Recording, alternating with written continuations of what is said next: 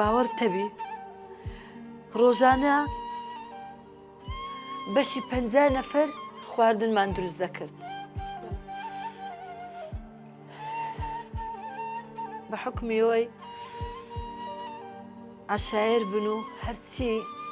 خەڵکی کوردستان بوو دەهاتە ماڵیوان مەجبور دەبا ئەو خواردنشتەمان دروست کردبە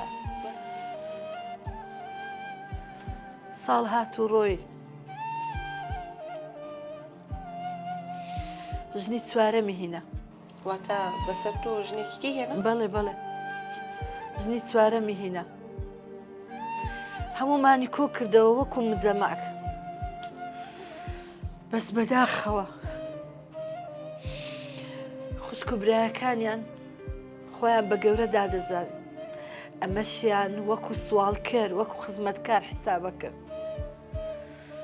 ئەمش کوڕەکەم هەبوو ناوی سامان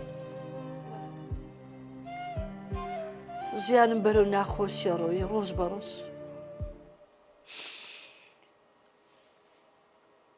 دوای بڕیاردا ژنی پێنجەم بینیتن لە شەرعدا نابی پێنج ژنی هەبیتن دەبی یەکەچی تەلاقداتن بێگومان وایە لۆ ئەوەی تۆڵەی لە حەمیدی مامم کاتەوە بڕیاریدا ئەمن تەلاقدا ئەوە بوو قسەیان لەگەڵ مامم کردو ئەمنیان تەلاقدا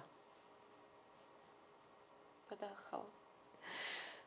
هەستام ڕۆیشتم چمەوە گوندی ماڵی مامم یعنی چی تۆ بۆ ماڵی مامت ئەی ژیانت لەوێ چۆن بوو باشتر بوو چ لێ بجێڕمەوە وێرانتر بووم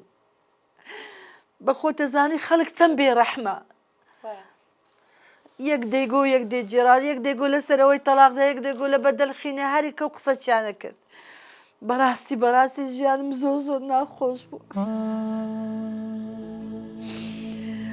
مامۆژنم زۆر لەگەڵم خەراب بوو نەدەگونجا لەگەڵم مامیشم دەهات سەرزەنشتێ کرد و